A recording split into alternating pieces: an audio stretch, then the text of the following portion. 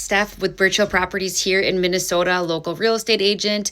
And today we're talking about buying a hobby farm, which probably sounds amazing, right? You picture the horses, the sunsets, the privacy, maybe a barn, chickens, space for the kids to run around. But what a lot of buyers don't actually realize is that buying that acreage is completely different than buying in the suburbs or buying in the city. And honestly, I see people make the same mistakes over and over and over again when buying a hobby farm or starting one from scratch. And those mistakes can be very, very costly to them. Hundreds of thousands of dollars, major stress, or truthfully make them regret purchasing the entire property entirely. So today I'm walking through the 7 biggest mistakes buyers make when buying a hobby farm here in Minnesota and what you should know before you buy. So here we go. Mistake number 1, falling in love with the house and ignoring the land. One of the biggest mistakes that I see is a buyer focusing entirely on the house itself and not about what's actually outside. They get so excited about the kitchen, the finishes, the updates, the bathrooms, the wraparound porch.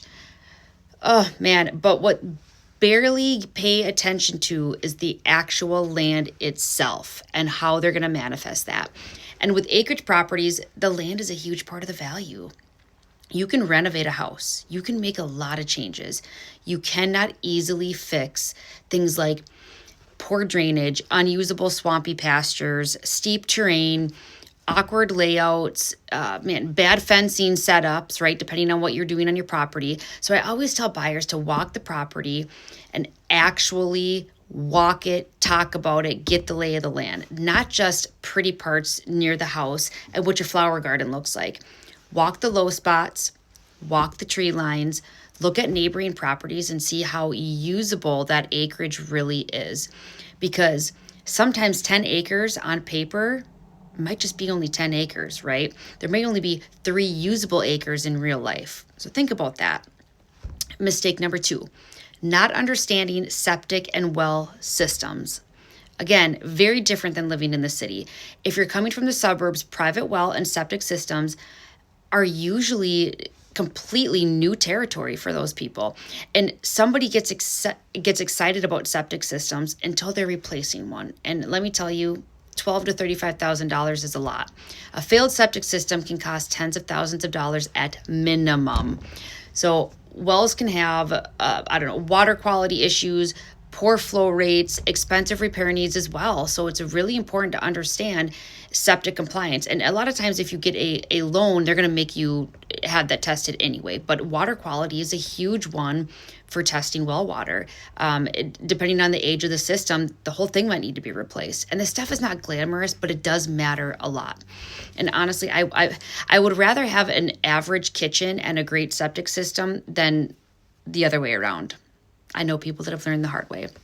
So mistake number 3, thinking more acres automatically means better. A lot of people think the more acreage, the better. But more acreage also means more mowing, more maintenance, more fencing, more snow removal, more equipment you might need to have depending on what you're doing with your property, more time, more money. And sometimes buyers romanticize about that acreage until they realize they just bought themselves a second full-time job. I know, I live on a hobby farm. And honestly, 5 really usable acres can be far better than 20 difficult acres, depending on, again, what you're doing on your property. Quality matters more than the sheer size of your acreage parcel. And mistake number 4, not researching zoning. Well, I should say zoning and restrictions, right? So this is a really, really, really big one. Just because a property feels rural, it does not mean you can automatically do whatever you want on that property. There may be some zoning restrictions. Different counties and townships have different rules for things like horses, chickens, livestock. Maybe you're boarding animals, you're running a business, you're hunting, you're shooting things, you're building things, you have outbuildings. Maybe sometimes buyers assume, well, it's country property, so I can obviously do this. That's not the case. Not always the case. I've seen buyers shocked when they find out that they can't use the property the way that they intended. So what do we need to do first? We need to call the county and find out if there's an intended use for that property. Always seek and understand first before, and don't just assume. Zoning township rules, easements, restrictions, HOA rules, if they're applicable, just don't assume. And so mistake number 5, understanding maintenance and outbuilding costs. Is it run down or are they kept up really well? The buildings are usually what buyers fall in love with, right? Just like the house, they have all the extra space. And also what surprises them is they technically can sometimes be the most financially burdened. So barns, pole sheds, arenas, fencing, gravel driveways, all of that costs money to maintain. It's not a one-stop shop. And large buildings can get expensive very fast, especially when footings go bad. Things that buyers don't always think about too on those buildings is roof replacement, insurance on a barn if you're heating it. Do you have a heated shop? Electric bills, driveway rock, fence repairs, tractor needs, equipment storage. A hobby lifestyle is very amazing, but it's definitely not low maintenance by any means at all. Let's see, mistake 6, ignoring the commute and the daily lifestyle. So if you are commuting to and from, a lot of buyers also forget and excited about the privacy and the space, but what it takes to get back in town, right? And realize that you're going to drive forever to go to things, a Walmart, a Target, work, it doesn't matter. So buyers always drive to and from the property multiple times, and actually think about what your daily life is and getting to and from things. How far are you from the grocery store, schools, Target, sports, gas stations, restaurants, work, your local machinery contractor, whatever it is that you need. Winter driving also matters in the state of Minnesota. So where are you going and where do you need to be? And some of the rural roads get rough in the spring too. So make sure that you have a good vehicle to get to and from. Internet access can even become a little bit of a burden sometimes, right? In certain areas.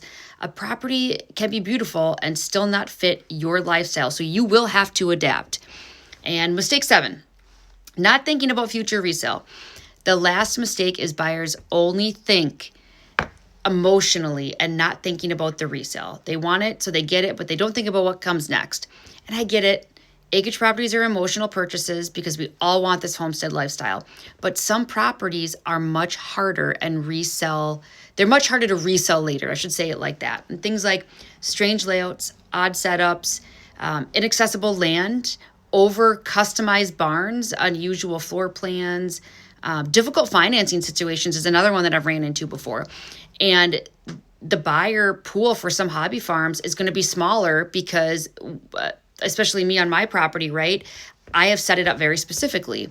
So resale does matter. And you want a property that works for you, but also still appeals to future buyers. And just, I guess, to elaborate on that too, what should you look for, right? So if I were looking for a hobby farm, here's what I would prioritize if I were purchasing it. So kind of just to recap, usable land, good drainage, updated septic systems, flexible zoning, something that's manageable, some sort of manageable acreage, outbuildings to be in good condition, road access to and from, condition of the roads, and all those things matter long-term more than the pretty finishes. So if you're thinking about buying acreage or a hobby farm in Minnesota, call me. I am your local Minnesota hobby farm expert. And these are a completely different type of property to purchase than buying in the suburbs and the cities. And honestly, having the right guidance matters. It does. It matters a lot.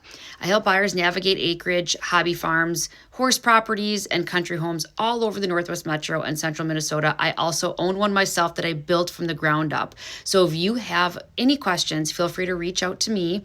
Send me a message. Steph at Birch Hill Properties here in Minnesota, and I am looking forward to hearing from you. And also, if this video is helpful, make sure to like and subscribe because I will be doing a lot more Minnesota real estate and country living content here from my office in Central Minnesota.